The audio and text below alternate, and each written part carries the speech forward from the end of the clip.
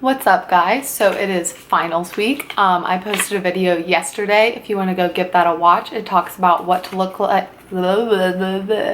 what to look for in a pre-workout ingredient wise. And there's also a back workout, and yeah, that's about it.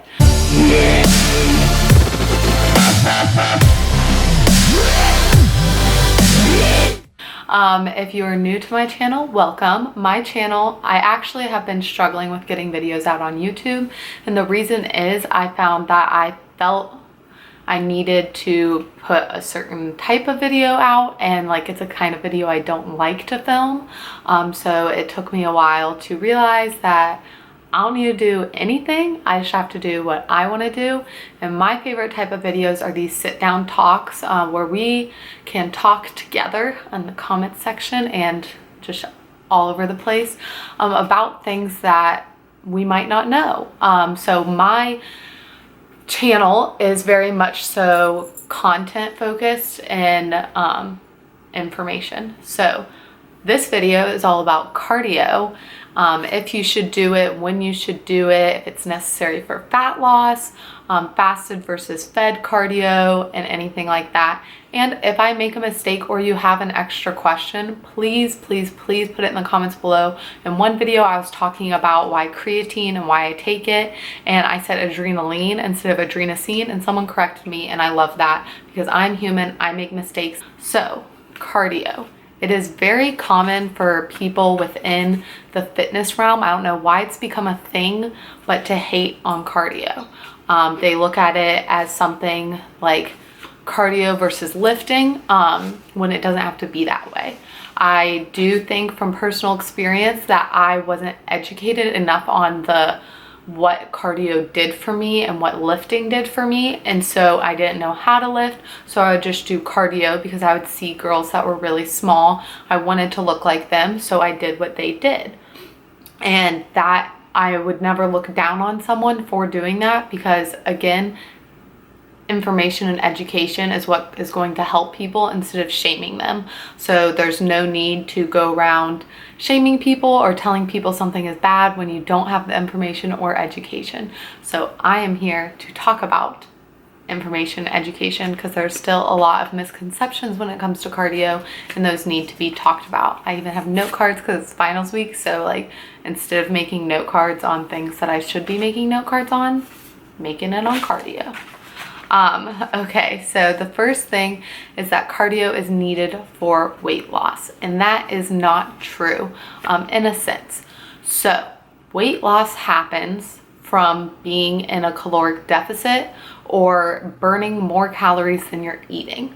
I'm not going to say it is simply calories in versus calories out, because even though that is a very simplified version of what it means to lose weight, calories, I'm going to pop up a thing on the screen right now from actually one of my textbooks, but you're inputting calories, so proteins, carbs, and fats, and you're outputting your basal metabolism, TEF, which is a thermic effect of food, your physical activity, which is what people normally would just say calories in versus calories out would be food versus physical activity, but it's basal metabolism, thermic effect of food, physical activity, and NEAT. And if you don't know what NEAT it is the non-exercise activity thermogenesis.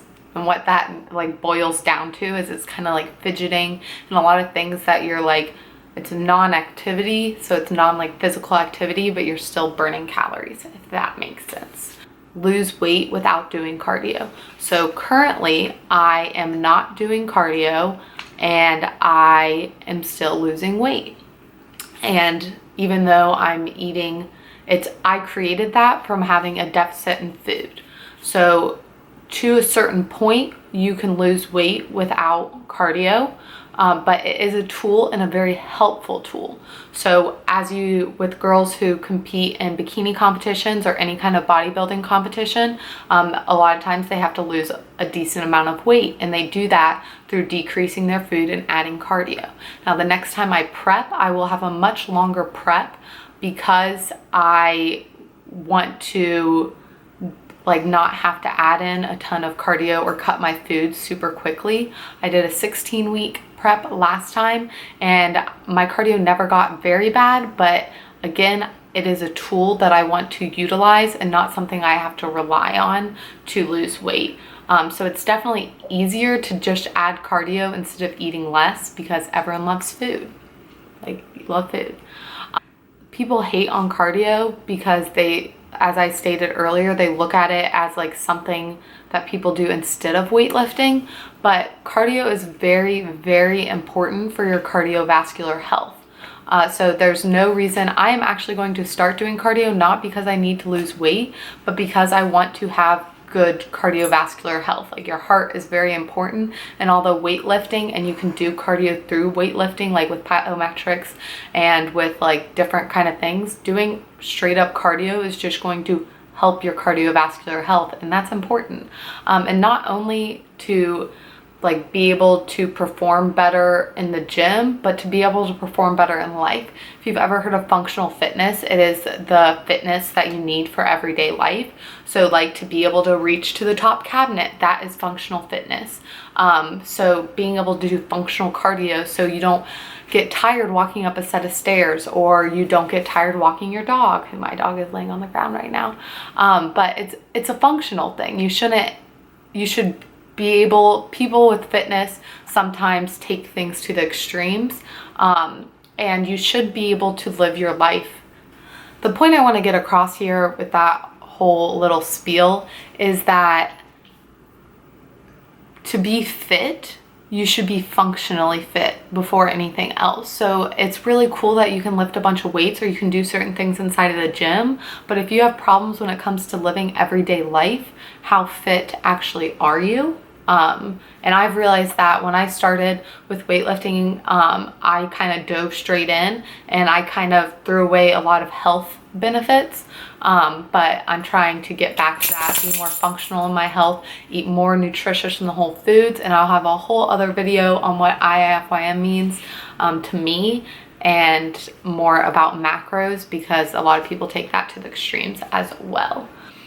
Okay, before we get into the biggest discussion, which is going to be fasted versus fed cardio, is a few things. So it is very easy to out-eat your cardio, and your cardio machines are not accurate.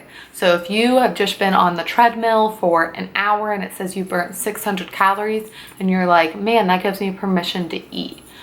First of all, you shouldn't be using exercise as a way to make it okay to eat. You need food and you should supply your body with that and not punish it, or feel like you need to earn your food.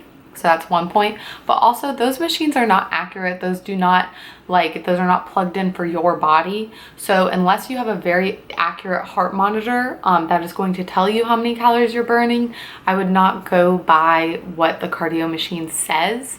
Also, it's very easy to out-eat a cardio machine. So if you do cardio for an hour and you've burnt 300 to 600 calories, you can easily out-eat that in one sitting or in a few bites of something. So if you're not tracking your food, which you don't need to make progress, but I track my food. If you're not tracking your food and you like do cardio and think that gives you permission to eat, you can easily out-eat what you just did. And going off of that is that when you are on the treadmill, anyone on the treadmill, if you're holding on to the treadmill, you are cutting yourself out of so much.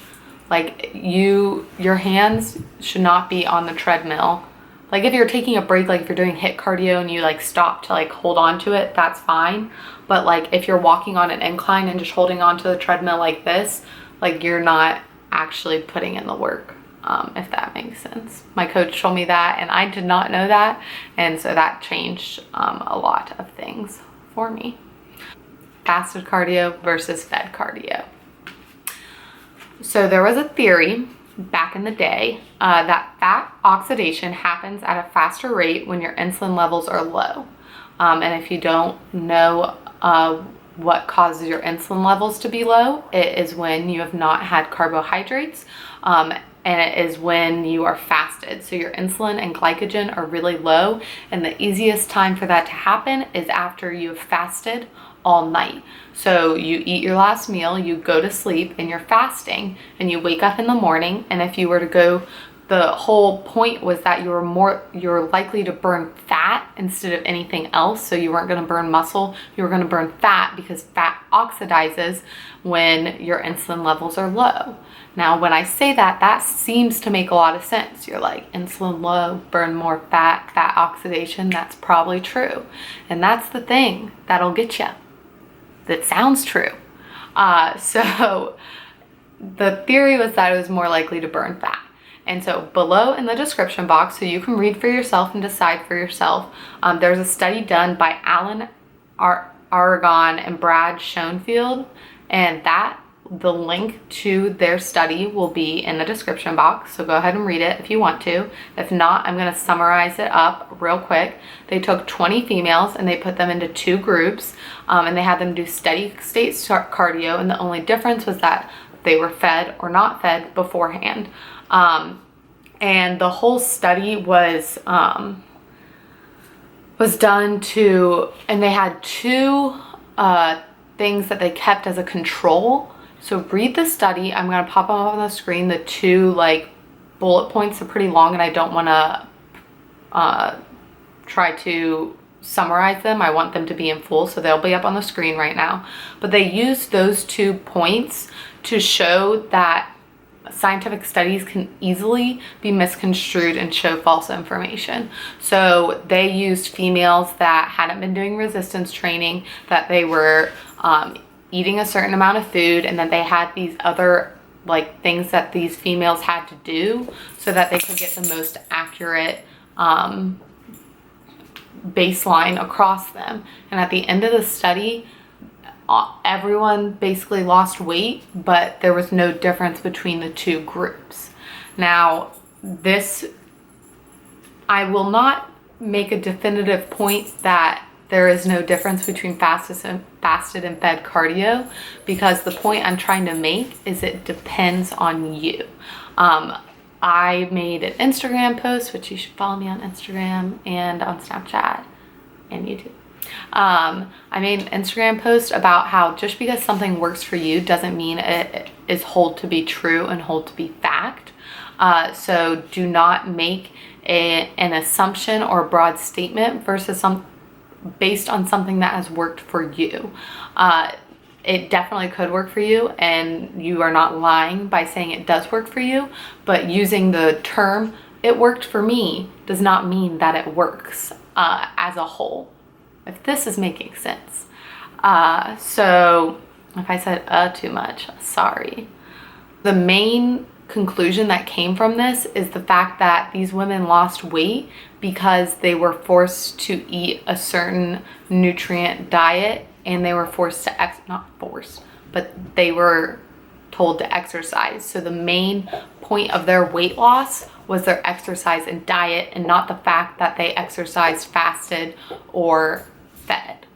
And another thing to talk about that is they hadn't been doing resistance training, which is weight training, and that means that if you are an untrained person, that you have a less efficient fat utilization. So someone who is more trained or been training for longer would be a better term. They are better at their fat utilization because of the way their body is built and the more lean muscle they have on their body. So to go off of that, someone who has more lean muscle, fasted cardio might help you lose more fat. So if you're going from a very low body fat percentage already to a lower body fat percentage, that little change could help you. So this is similar to how supplements work. Supplements are not needed, but once you have nailed down your training and exercise, like you should really not be taking supplements if your training and exercise are not on point, then you can make very small, minute changes. And in the world of competitive bodybuilding, those minute changes can be very large on stage. So if you are not, for supplements, if your training and diet are not on point, there's no real reason to take them. And for cardio, unless your training and diet is on point, the changes you will see from person to person are not going to be that drastic. So my biggest takeaway from this for fasted versus fed is what works for you. And that is what I will preach when I talk about IFYM in a future video, and when I talk about anything. It's about sustainability, it's about consistency, and it's about adherence. So if working out or doing cardio in the morning works for you, do it. That's awesome. If it doesn't, then do it at the end of your workout, or do it in the middle of the day. Do it right before you go to sleep. Do what is going to cause the best adherence for you. During my prep for my competition, I did fasted cardio in the morning, and that was easiest for me. It was an easy variable to control because I had a less amount of food, and so I would rather fast in the morning until about noon and then eat my meals starting at noon, so I had more time to eat because I'm a night eater. So it was easier for me to work out / do my cardio in the morning fasted instead of eating a meal, and then I would have to go to class and do a bunch of other stuff, and then the cardio would kind of get lost in there. So right now I am going to start doing more cardio to work on my cardiovascular health and my functional fitness, my functional cardio. There's no reason for me to do it fasted in the morning right now, so I'm not. So I hope this video helped a little bit to dispel some things about cardio, to show you that cardio is not something you need to hate on, and it's definitely not something you need to judge people for. You need to spread education and information, and be able to have an open conversation. So again, I'm more than willing to have an open conversation about any topic I bring up, because it is so important to learn not only about your body, but to learn about things that are out in the world and different people's takes on it. So that is my take plus science, which is how I will normally present information to you. So go ahead and look at that research study if you want to. It's in the description box. Follow me on social medias, and a Q&A video will be up in a few days. So if you have any questions, go to my Instagram, go to this picture, and comment a question for me to answer. Thank you guys so much for listening to me ramble for a hot second about cardio, and be functional about your health, guys. Your health is very important. It lit. KK, peace out. Bye.